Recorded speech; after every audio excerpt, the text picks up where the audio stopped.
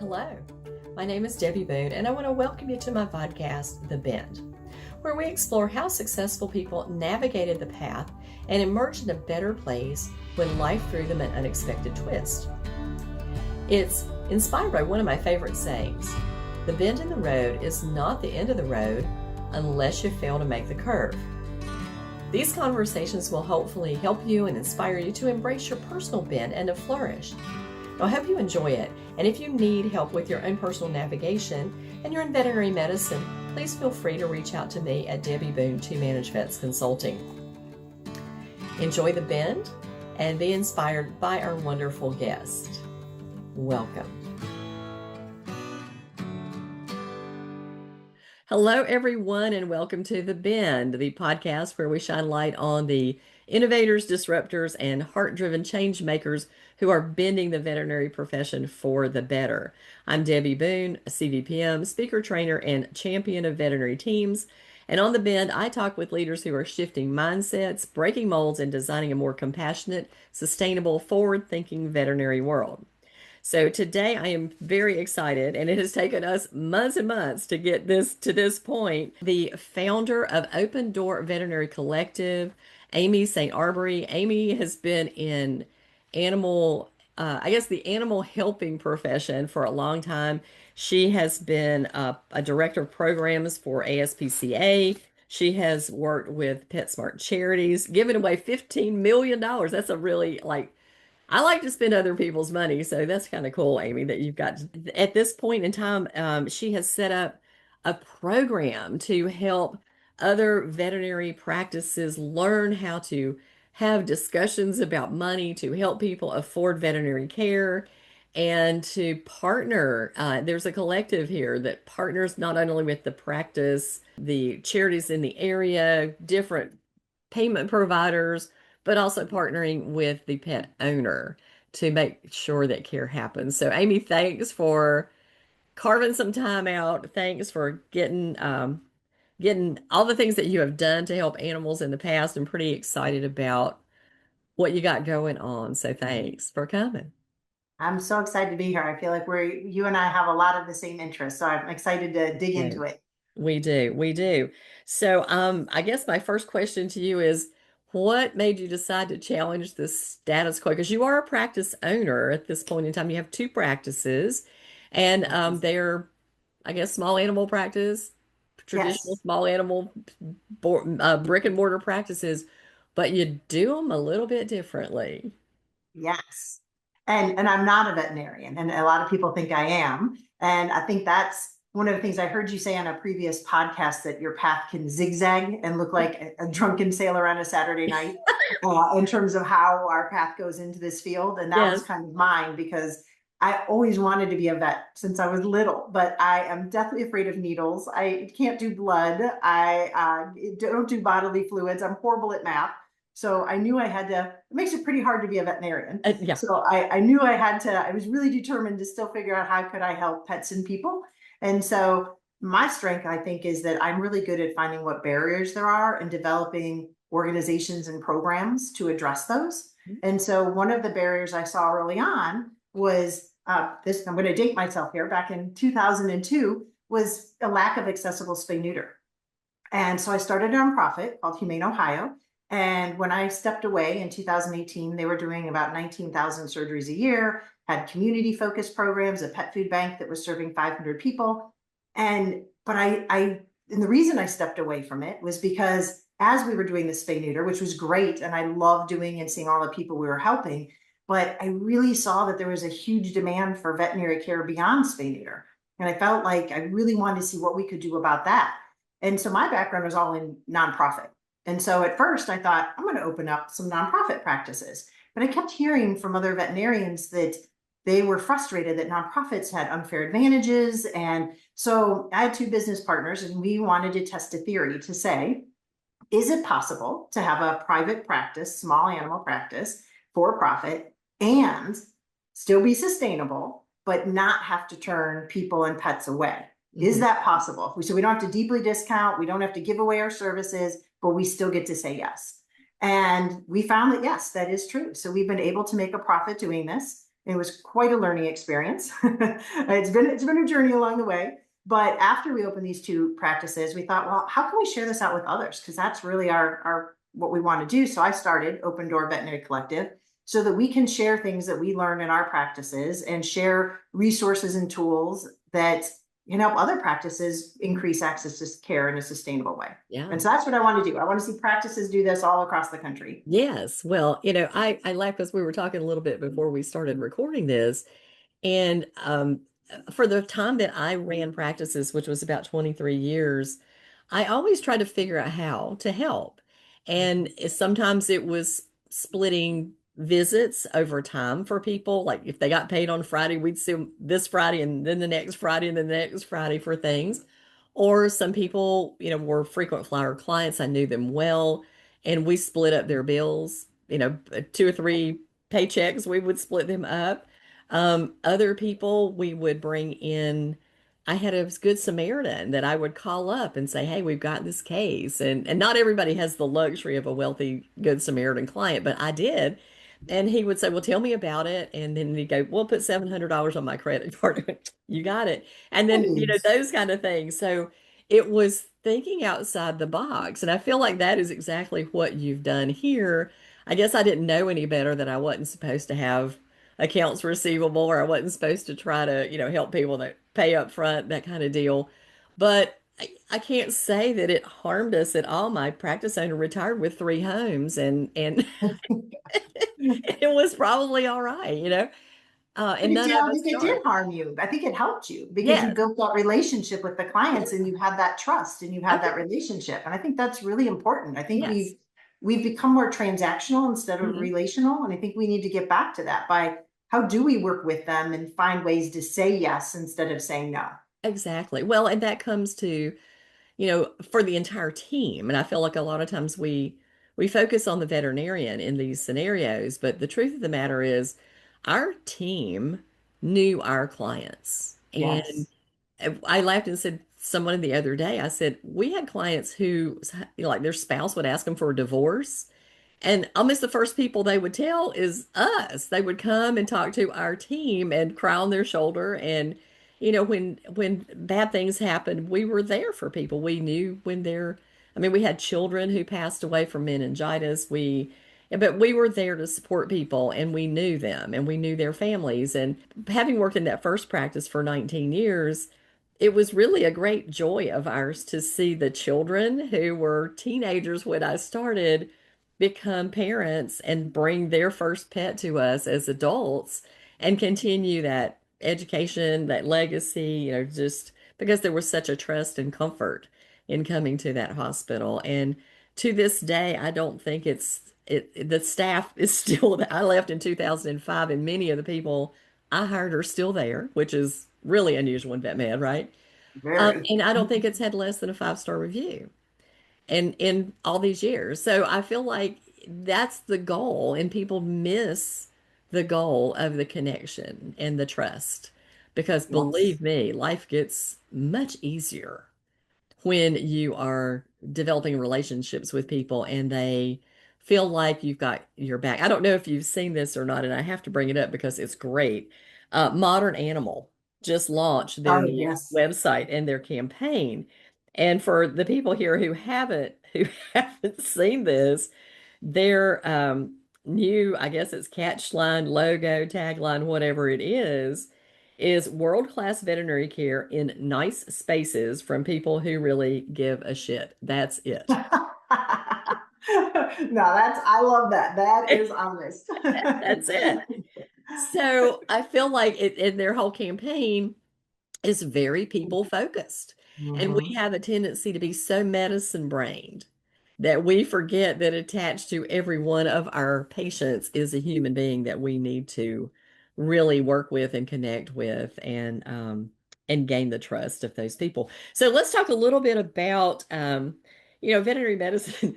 We've always done it that way, people, and slow to change. How are you pushing the envelope? What are you getting? How are you pulling the pieces together? Well, boy, and I'll tell you a couple of things that I always hear in this field that we are trying to change. Is, one, is I definitely think that we tend to, think if people can't afford a pet, they shouldn't have one. We tend to think payment plans are bad. I've tried them and I've been burned by them. Mm-hmm. Those are two big ones that I hear, and I feel like we've almost created we're to a place where I'm seeing a lot more adversarial relationships between veterinary teams and the clients. Mm-hmm. And I think that's a lot of that is around the cost of care, is it becomes so much harder for people to be able to afford that care. And the pressure I know as a practice owner, what it takes to run a practice and how Yeah. much it's costing us. So we're kind of at this place where I think we're pricing people out of care, but we also are understanding that I do have to pay people more. I mean, people have been underpaid and undervalued for so Yeah. long, but some of these costs going up. So what are some things we can do? We've got to start getting away from what I consider the old school way of payment is due at the time of service. We're doing just the gold standard care. And if you can't afford it, and if you show any stress, we're firing you. Mm-hmm. Because to me, we've got to get back to what I kind of call the James Herriot style of veterinary Yeah. medicine, which is your style of medicine, is Yeah. that we need, and I think a lot of things too is, I'll be honest, there's a lot of people, and I was one of these people, you come into this field because you like animals better than people. Uh-huh. But there are people attached at the other end, and I There really are. realized how important it is to Yeah. have that relationship, and how are we going to think about that. So one of our first things we're trying to say is that everybody should be able to have the love of a pet, and we don't want that to be a barrier simply because they don't have access to care. So what are some of the things we can do? And the payment plan one, I know people don't like it. And like you said, you used to do a lot of things, carry AR. We're not suggesting that people go out and hold promissory notes, or that they do the old school way of doing it where the poor office manager is the one having to try to call people and Yes. it's painful. You're a collection agency. There are now great tools out there with these third party providers Mm-hmm. where you as the practice still get to decide with your client how and when you're going to offer these, how long you're going to offer them. And the great news is then they will take over, the party providers will take over setting them up, getting the payments, working with them, and you get paid as the Yeah. practice. Yeah. So it's starting to think about, how do we offer different ways for people to pay? How Yeah. do we get away from it just being, you have to have this? I mean, because how many people can come up with $2,000 up front for an Exactly. emergency? Yeah. And I'm seeing pyometrists sometimes $8,000 to $15,000. Who has Yeah. that? Our own staff couldn't afford that. No. So And that's that's, of one course, idea. that is a typical caveat, right? Most of the people who work in vet med can't afford it. Yes. Especially the non-veterinary team members. But I agree with what you're saying there is let's figure out how not to be collection agents, because to tell you the truth, we suck at it. Yes. I will always remember this when I was teaching the Patterson classes. There was a manager in there, and I think her husband was the practice owner. And she said, we're up in the mountains and we have the coon hounds, they'll get hurt Oh yeah. there. So they would take shotguns and rifles as collateral. They had a gun safe in their office, and they would put these guns in the gun safe. And then when hunting season started again, the owners would come and get them out of a hawk so they could go go hunting again. And Now that was their that is a collection. unique thinking It was, outside the you box. know what? It was a way to get the pets fixed. They had good collateral there. And I can remember truthfully when I was working at the last mixed animal practice, Dr. Canarney telling me this story about a large animal. In fact, if you want to suffer, get into the large animal business like the equine and stuff. They actually confiscated a horse trailer and sold it at auction in their parking lot because this guy owed them so much money for so long, and they went and took the horse trailer Wow. from him. And So I so appreciate that they're being that thinking outside the box, but imagine not having to do that because you've got other somebody else options. who's good at Yes. it does it for Yes. you. Yeah. Yes. And that's our whole goal. So one of the things that we teach at the nonprofit, and this will something if anybody on your listeners are interested in, we actually have some grant money thanks to Maddie's fund, Oh where yeah. we can offer some free, we call them financial triage, where we'll actually help practices choose what options would be best for their practice, because there are all these new tools coming out. It's There hard to are. navigate. Everybody's like, every time there's a new one that comes out, it's so hard to know, is this a good one, is it not? So we actually help people navigate, choose which ones are Mhm. best. Then we actually help train their entire team. How do you have these conversations? Where do you put up like posters and information? How do you market this? Because Nobody likes talking about money. There's such a stigma about Yeah. talking about money. We all dread it. Nobody wants to do it. Our clients don't want to do it. And Hmm. oftentimes they're giving us cues, but they aren't verbally saying it. So Oh, maybe they're saying absolutely. things like, oh, I just went through a divorce. I just had a health scare. That's a cue for us to say, would you like to hear about some options we have? Yeah. Because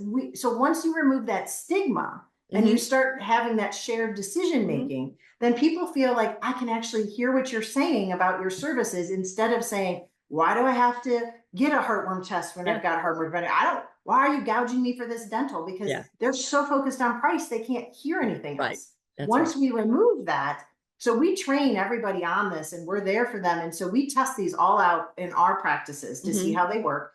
And then we help people put these in and we give them a whole toolkit, whole practice thing. So if anybody's interested in that, that is something that they can contact me, and we offer a limited number of those for That's, free. that is a I, great idea. yeah, You that's know, so important. because I do the same thing with my practices as a consultant, one of the things I have been working with all of my hospitals is to say, look, we have got to be more creative about finance, and we can't just sit here and say. Now, our challenge with that is some of these are brand new practices, so they don't have a lot of Absolutely. cushion in the bank.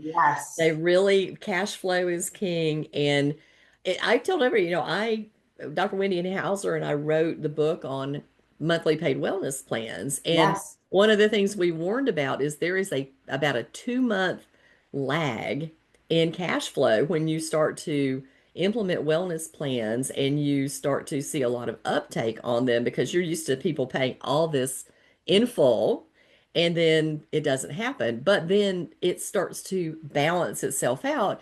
And so if you are in an area where you have a lot of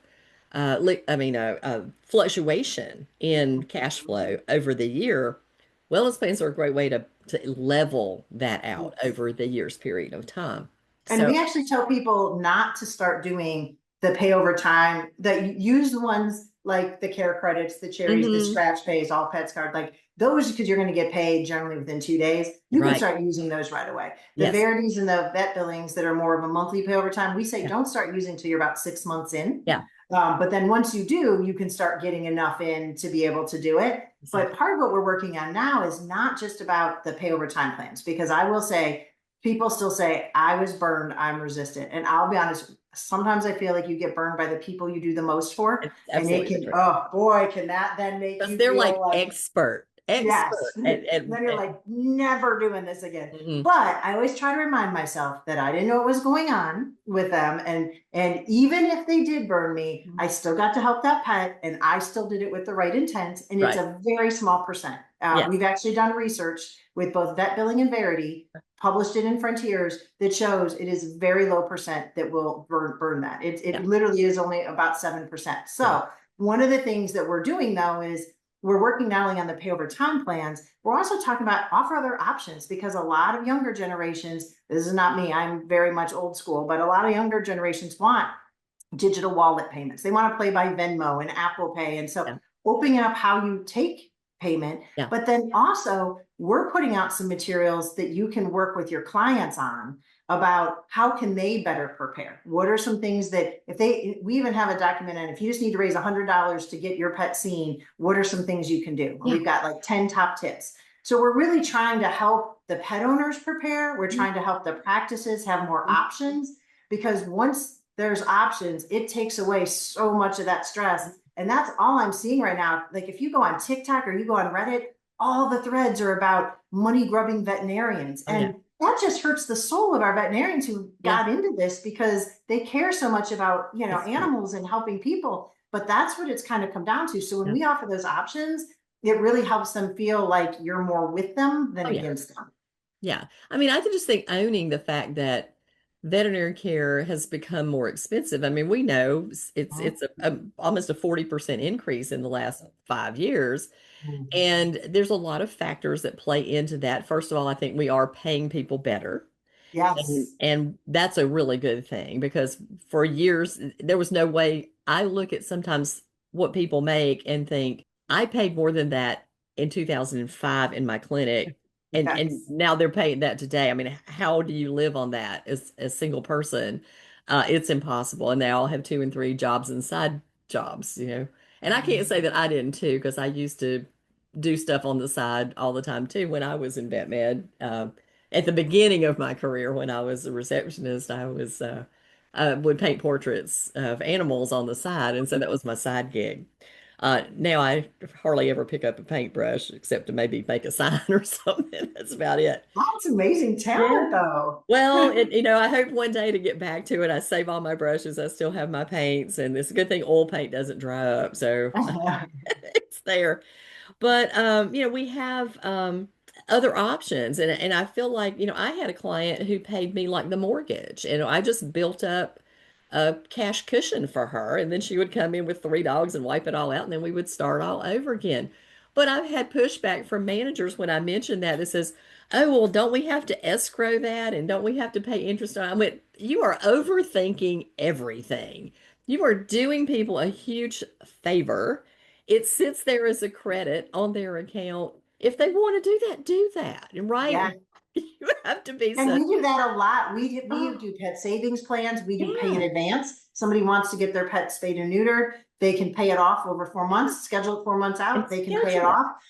There's so many things. And then of course, so we always say we're doing the spectrum of payment options I with love our it. spectrum of treatment options. Uh-huh. So, and the more we can offer options, so even there's so many little things we can do, how you use your online pharmacy. And this is stuff I think you talk about that's so great is, we can do the auto ship. We use preventative plans where they can get a year's worth of preventatives and pay it off over 4 months. Because Hmm. we were seeing so many people who were just getting 1 month at a time and then not coming back. And I Yeah. don't want to have to see their pet in for some preventable disease. It's going to cost them a lot more money when I could No. have just done this up front. Yeah. So Yeah. how we use our bookings, our telemedicine appointments, or Mhm. how we do our online pharmacy, but we also will provide people with suggestions, like particularly on the chronic cases like diabetes. There's so many things we can do on showing them where to find the lowest cost insulin, or showing Mhm. them how to do different cost maintenance things. And Mhm. so one of the things we've done in our nonprofit too is we actually set up pethelpfinder.org, and it's a website that connects people to, we call it financially friendly pet services.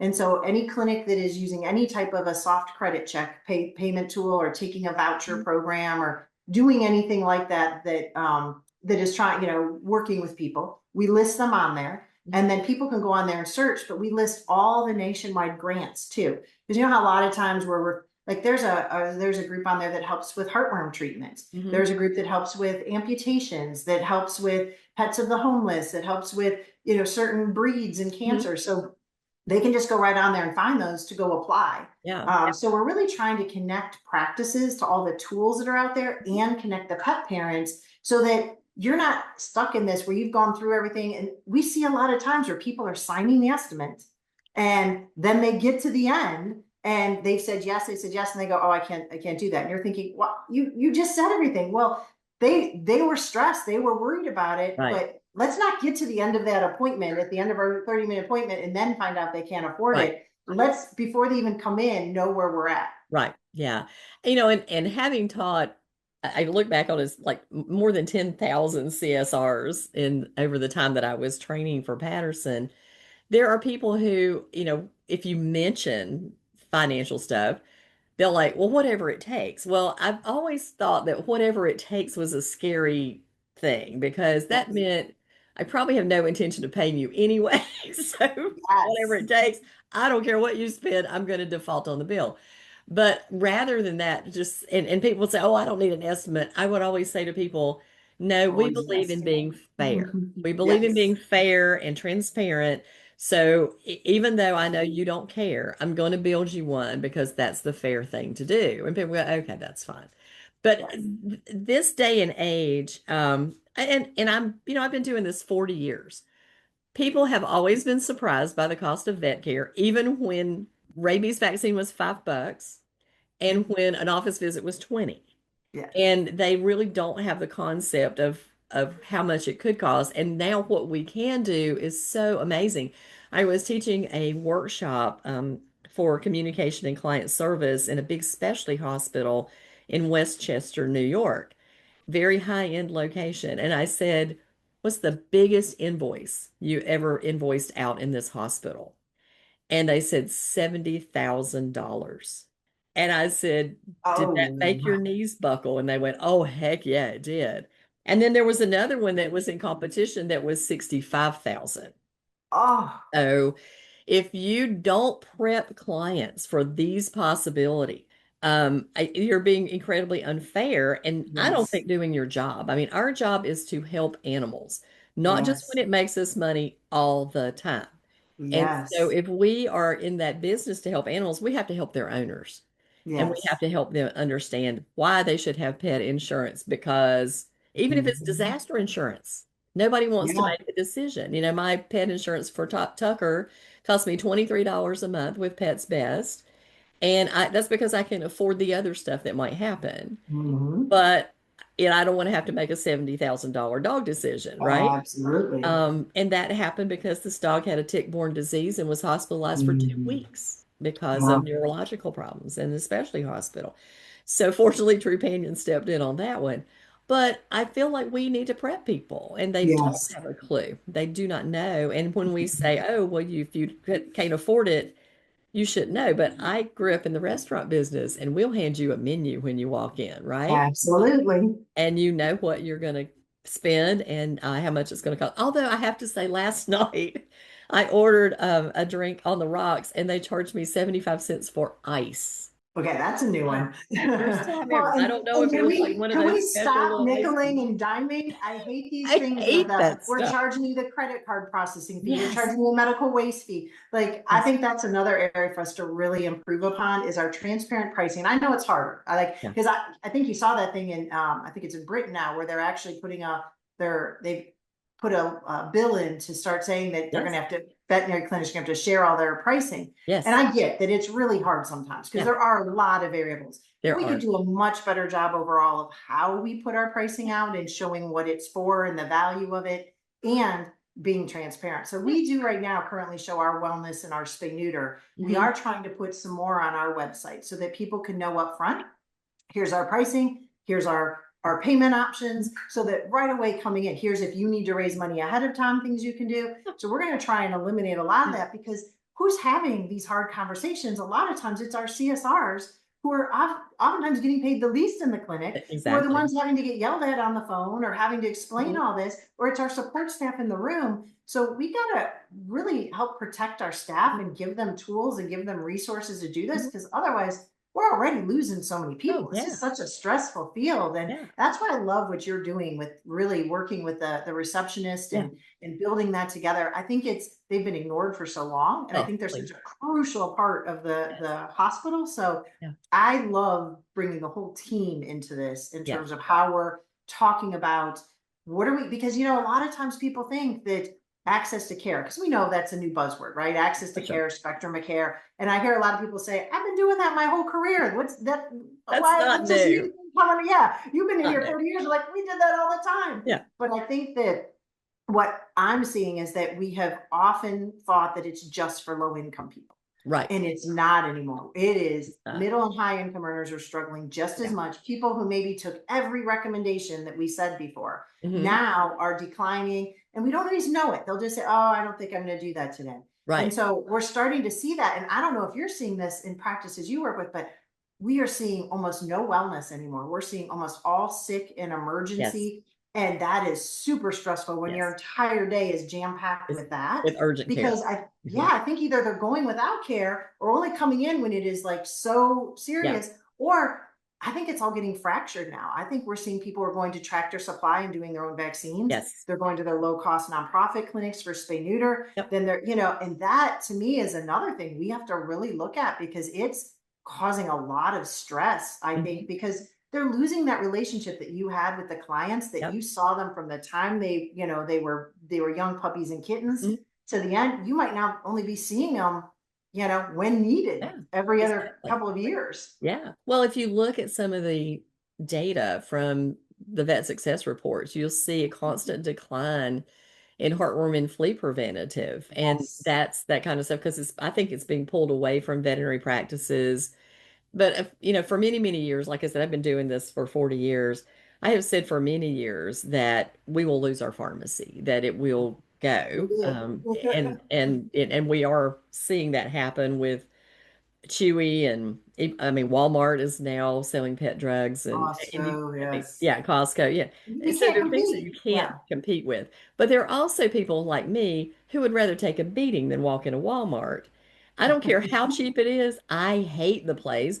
And so I will pay a little bit more, a reasonable amount more, not to have to do that and just fight the people in the parking lot. Plus, I live in a tourist town. So going to Walmart here is just a nightmare. Everybody's got Yeah. 500 rolls of toilet paper and three shopping carts, and because they're doing the beach for a week.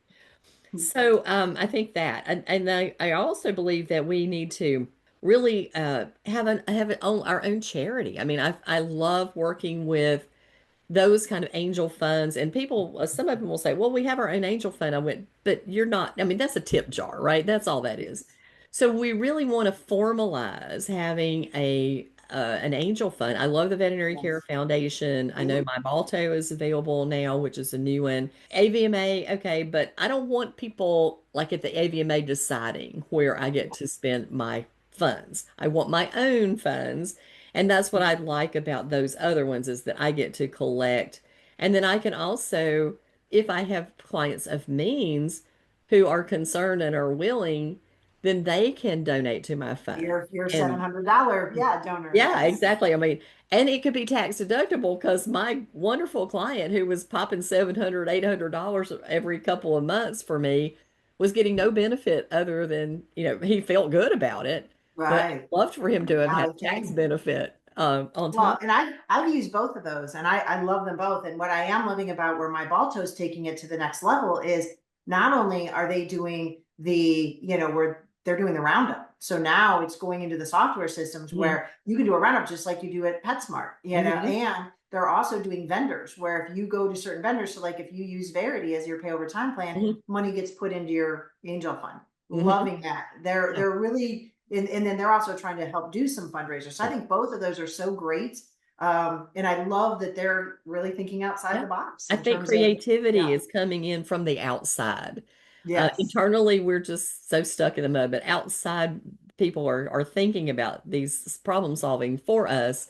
We just have to be open-minded enough to adventure out there. And you mentioned having a list. And for years on my website, I have had a list called helpful ideas for clients in financial stress. And it's everything from how to do crowdsourcing on your Facebook page to go getting a payday loan or hawking your rifle, instead of taking it and putting it in the gun safe at the animal hospital, you could go hawk your rifle. Old gold jewelry that's broken and laying in I mean, there's things that you can do. And over the years, it's been funny because I guess I have, there are pet owners who are looking for help online, and they Mhm. will call me up and they'll go, so you're a veterinarian who helps people with no money? I went, no, I'm not a veterinarian at all. I'm a consultant, but I keep this list up so that it offers you help. But you're right, there's so many resources, and it's a constantly moving target too, Constantly. because these grants come and go, and these, charities come and go. So trying to keep those things current and the links current is something that hopefully I'm doing and you're doing. I tested it when I built my new website. They're all current so far that I know. But very specific things, like you said, some for just cancer treatment, some for just border collies. It was amazing Mhm. to me once I started to look. And there's no reason people can't do this. I mean, Chat GPT 5 will build some stuff for you, and it's really good at list making and scouring the internet. So if you want to know a list of all animal charities, throw it in a search and see what you come up with. We Um, do update ours. We try to update ours at least once a year. We try to look at it every 6 months, yeah, so it is current. And also adding new things on, because like you mentioned, some of the payday loans. I think, we always try to not offer predatory options of like the old right. payday loans, but there's some really great ones. Like there's a new app called Dave, and it actually has on there where you can go take surveys to raise money. You can actually, it has a side hustle. If you just need to go pick up a temporary job to raise money, you can Oh, do that's it. So great. it's got, plus you can also get up to $500 Yeah, advance in your paycheck. So there's really interesting new things coming out every day. But the yeah. hard part is, like you said, staying up with it. And Stay so up with it. Yeah, that's something we're trying to do through the nonprofit, is just constantly not only stay up with it, but how do we test these things out to yeah, make sure that we're not sending people to something that isn't a good option? right. So we're always trying to use all of these and give guidance on that Yes. for pet owners and for the veterinary Yeah. clinics. Because veterinary, you don't have time to do this. I mean, you're again, they're so overwhelmed. Just, I mean, my team just trying to keep up with the demand we're Yes. getting is so hard that when I try to enter a new tool in, I'm like, how am I going to show them this is going to help them, not hurt them, not Yes. take more of their time? Because it's just hard to even implement a new tool at this Oh, it point in is. time. It really is. I mean, and there's so much coming down the pike.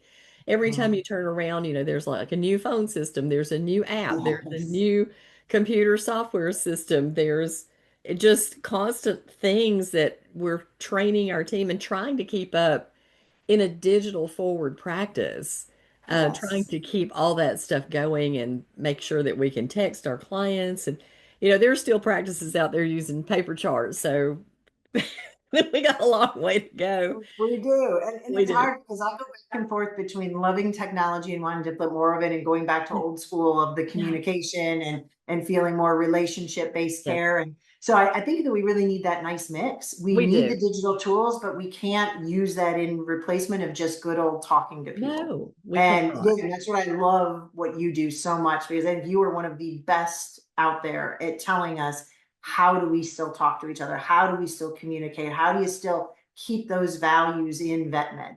Oh, thank you very much. Well, I'm an adamant flag waver for it. Let's put it that way. So I don't know how good I am at it, but I sure do try to get people to understand what a value it is to them to be a good communicator. And there's one of my favorite speakers is Dr. Tasha Urich, and she does a talk on self-awareness. And so I feel like this is where we're missing the cue is we all assume we're very good at what we do, Yes. right? And that we're good at communicating with people. But then when we find out people misunderstand us, we're like, oh my gosh, I can't believe I said that, or I said it that way. And no wonder they got mad at me if we're self-examining. If we're not, we're going, well, what a witch you are. I can't believe you went off on the rails like that. That's no way my fault. It's all her. And we run into that dichotomy out there into the world. So I feel like we need to be a little more self-examining and a little Yes. more less trusting in our confidence and that we're, 90% of the time we're good communicators. But sometimes I don't think we're as good as we think we are.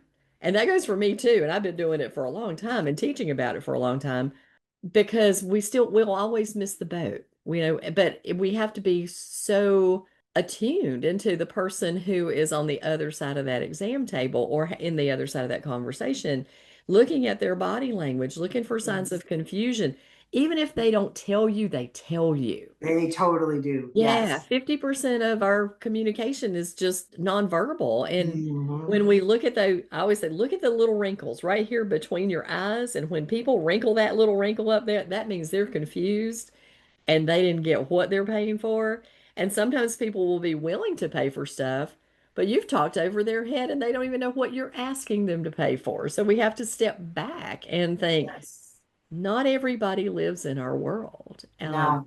I wrote a blog several years ago about communication, and I said, look, and judgment. I mean, that's it. We get very judgy, right? How could you let this dog lick this? What's wrong with you? This cat's all matted. Is that most people I know drive a car and they put oil in it and they put gas in it and they get the tires rotated and they run it through the car wash. And that's about the extent of it.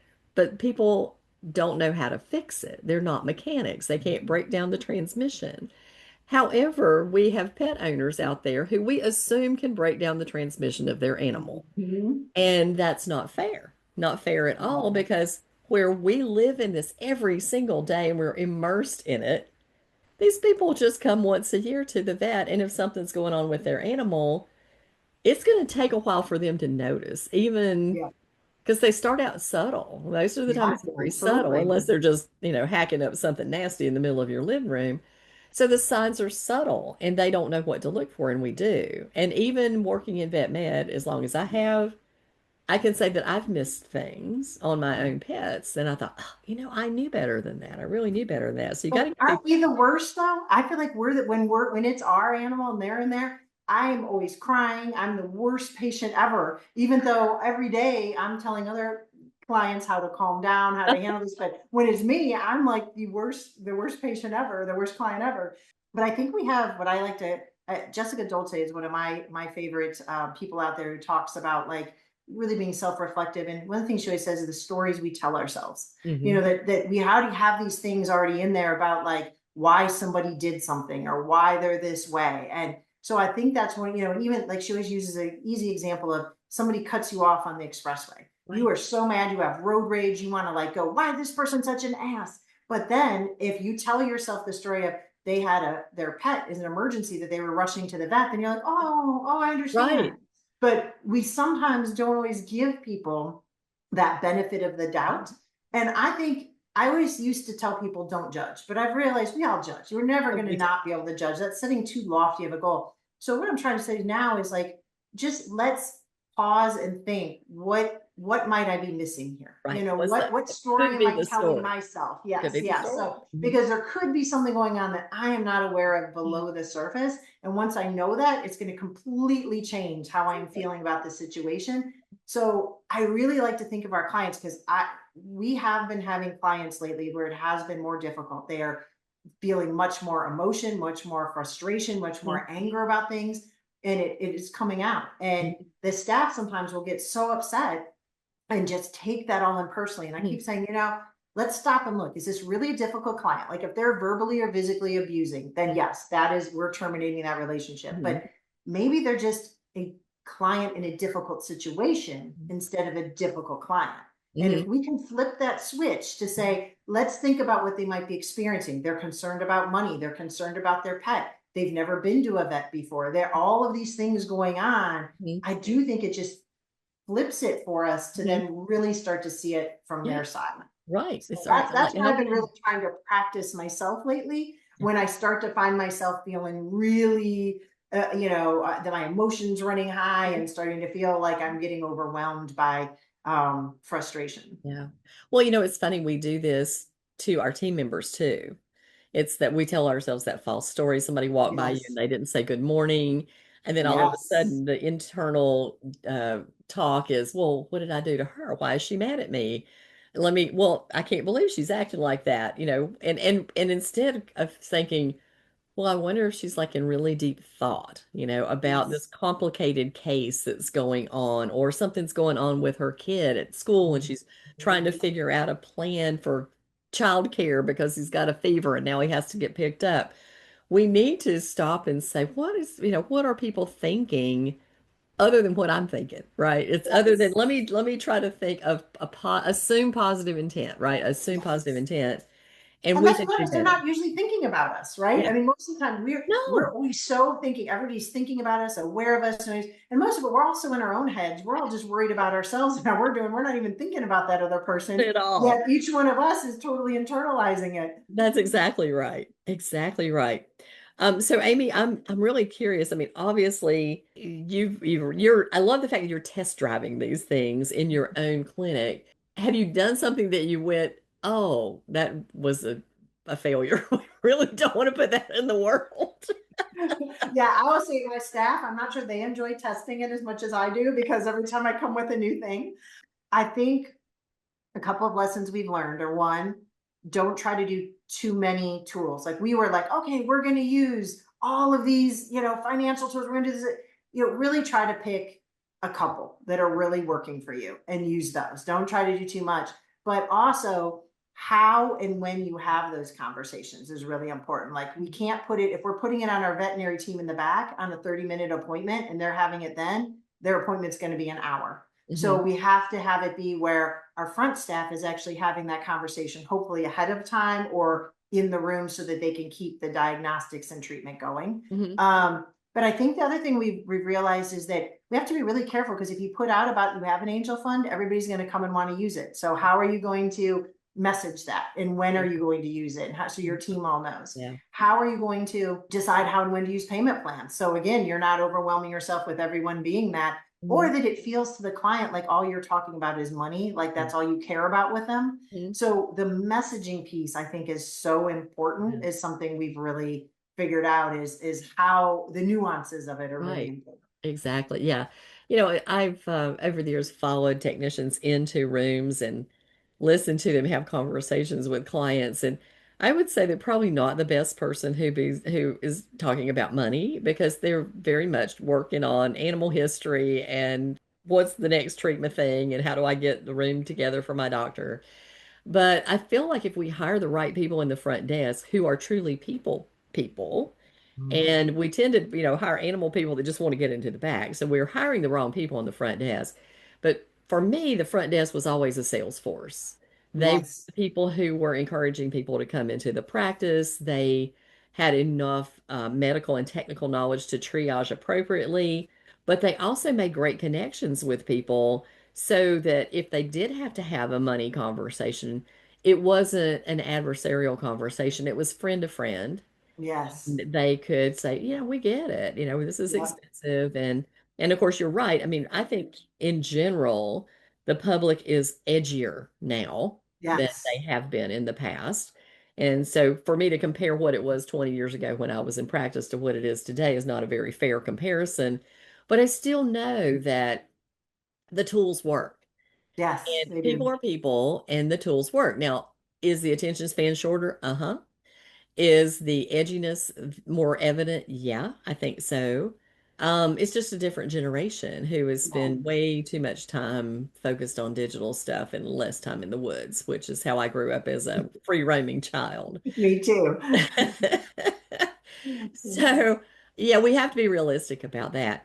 But I feel like if people know that you are genuine and you want to Mhm. help and you're putting everything out there to help them, then the adversarial demand kind of each person kind of drops a little bit because I Yes. remember really, really well a conversation. I can see this man to this day, and I'd been working at the vet hospital, my second job where I was the CEO of the mixed animal practice, and it was kind of a free for all. They didn't take appointments. It was kind of crazy.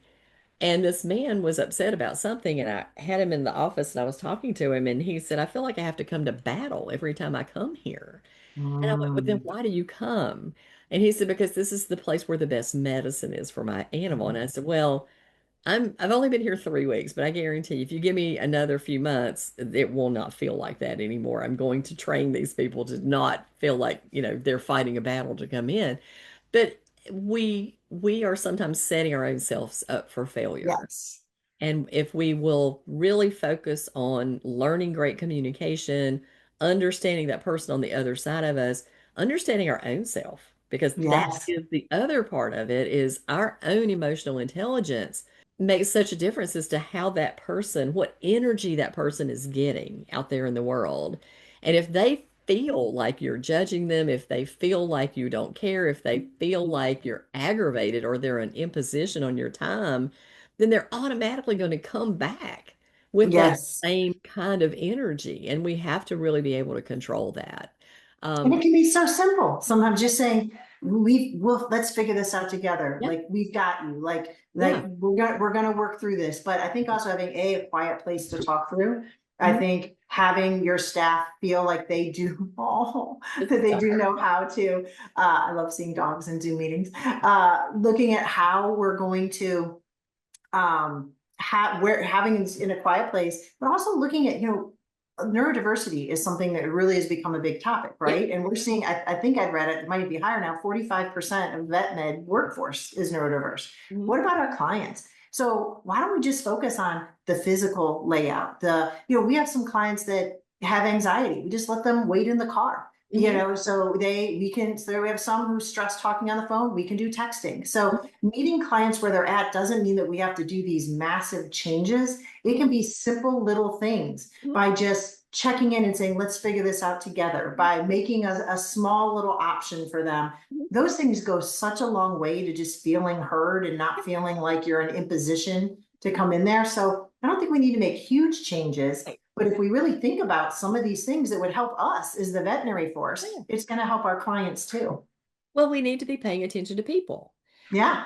I can remember we had a client who was a germaphobe and she had an obsessive compulsive disorder. And so what we would tell her, she was always late because she spent all her time cleaning her way out of the house and checking and double checking the stove. So we would just tell her that her appointment was actually 15 minutes earlier than it really was to give us the time that she was actually be on time. And we knew better than to hand her a pen because she wasn't going to take our pen to sign a check or anything. And we paid attention to her. We Yeah. learned about her and paid attention to her and accommodated her. And to me, that is what makes customer service so interesting. Yes. It is like this incredible puzzle that you're finally putting the last piece in and getting the satisfaction of seeing the whole picture. But we've got to pay attention to the pieces of the puzzle in order to get them in order for every single person that comes in there. And that's why we need to hire those people for the front desk. And you Yep. mentioned the association, which is the North American Association of Veterinary Receptionists. And our goal with that is absolutely to provide this kind of information and training to the people who get the least amount of training and have the most exposure to the public, Mhm. so that they have the tools in place and that they tee up that visit appropriately, because then it's going to make the medical team have an easier time of it Yes. as And they then you're not going to get that 1-star review that everybody's stressing about or just feel the anger. And it just makes the whole workplace better. But I also think that I love the idea of the puzzle because it does. For me, one of my greatest joys was I able to diffuse that situation? And I'm not always able to. There are right times when now. nothing I do is going to change it and I have to chalk that up. But for the most part, I can figure out a way that I am going to be able to diffuse that and have that person walking away at least feeling okay with the Mhm. situation. And Yeah. to me, being able to do that, I find great joy in that. So I think if we start looking for those types of things, of like what went right instead Yeah. of what went wrong, Yes. just it just because I feel like the one challenge in vet med is we all get into this because we are very highly sensitive. We are caring, we're very empathetic, but sometimes that can almost really be very challenging for Yeah. us. And so and I think we often can sometimes go to I mean, humans are just wired to go negative. There's actually studies that say Yeah. that's how we're We're wired. So we balanced. have to work a little harder to think about the positive. So if we can just look for those glimmers, the what's working, the what went right today, what's good, and get our staff thinking that way, then Mhm. you start realizing like, oh, look at how many people I helped today. Look at how many pets. Look at what I did instead of what didn't happen. And Yes. I don't mean that to sound Pollyanna because trust me, I feel like this is the hardest vet med has been. From Yeah. 2020 to now has been the hardest of all the Yeah. years I've been involved. Great. But I think that's even more important why we have to focus on this so that we don't end up losing really good people to this Yeah. field or just feeling completely beaten down Oh, every yeah. day. Yeah. So I'm excited about the options that are out there about how do we remove these barriers? How do we rebuild this trust? And we've got to make these changes because what we're doing right now is not sustainable. It Hmm. is not sustainable to keep doing price increases to offset what's happening. We are pricing people out of veterinary care and it's going to hurt us too, Yeah. not just them. It's going to hurt our businesses. So I think we've got to start having these conversations. Oh yeah. I mean, we got in here to help animals. This is the goal of and the purpose, the capital P purpose of what we do. And we got to figure out creatively how to make it happen. But we also still, as a business person, have to make a living and we have to hire Yes. people and we want to pay them what they deserve to be paid. That's the other part of this. And so Yeah, it's definitely advanced. Yeah, it's, because yeah, I see it from both sides of yeah, being the being on the owner side, but also having the mission and wanting to help our pet family. So it is not an easy solution, but I do believe there's some new things that are coming that I'm very excited about in the yeah. field. I agree with you. I agree with you, Angie. So this has been great. And we could talk about this so long. But tell me, what advice would you give to someone who wants to create positive change in their little corner of the profession? I think to start small. I think so Huh? often we try to go so big, and then if it doesn't work, we're just, we quit. So Yeah. I think the first thing is pick one thing that you think you can control. So if it is just something of, hey, how we greet clients, or we're going to add one payment tool on, or I'm going to practice this one spectrum of care treatment option. Just pick one thing that you think you can control, research it, talk to others, because that was the biggest thing for me. I had no idea what I was doing when I went to open a spay neuter clinic. So I just went and visited all the spay neuter Yeah. clinics out there, went to every conference, talked, and learned from that. So I think that's really important. And then once you've got that one thing in, then you can start to add and grow on other things. And it doesn't also feel so overwhelming that way. Yeah, a little patience goes a long way. And Yeah, patience, I'm not a patient person, but I know yeah, you want it done but I yesterday. agree. Yeah, Yeah. you need to start. Yeah, You have to take a little bit at a time. Otherwise, you're right, it becomes overwhelming for you as the leader of the charge, but also overwhelming for all the people that are involved in that because it's not just you, it's all of them too. yeah. Well, I have a mantra bracelet that I wear, and it says, "Don't let your fear decide your fate." there you And for me, that's so important. Of like, sometimes you're just so afraid to get something started because is it going to be good enough? Is it going to compare? Like, is everybody going to not like this? go. Or it's just too overwhelming. So if Mhm. you just say, "I'm going to start small, but I'm going for it," I Yeah. think that that really, and sometimes when you do fail, you learn your biggest lessons to help you the most, but also you can't be afraid of that. No, you can't. You absolutely cannot. Yeah, I always say, as a child, you learn how to walk by falling on your butt a lot. You know, Yeah. we crawled first and then we fell and then we cried and then we got up and we did it again. And so we just keep moving forward because the goal is to make animals healthy and to keep them in the homes where they live. Because people deserve pets. Yeah, they deserve pets. Pets make our lives better, and sometimes they're the one thing that people have that keep them from being lonely. And Yes. I think that's very valuable. All right, well, we have talked and we have talked, and we could talk some more and more and more. So thank you so much, and I look forward to our future conversations because I know that we're working on many of the same kind of things and trying to improve vet med through communication and through client service. So thank you so much. We will put all Angie's information in the show notes, along with how to get in touch with Open Door Collective and the lessons that she has, the content that she has available, and all the cool things that she has to share with VetMed. So thank you very much for joining us today. And I'm hoping that inspiration is out in the world of VetMed to think a little bit outside the box and say, let's see how we can help rather than putting up a hand and going, that's not our policy. Thank you for having me. I'm with you. Let's have everybody get everybody to be able to say yes. Yes, I love it. All right. Thanks everyone for joining us on this episode of The Bin.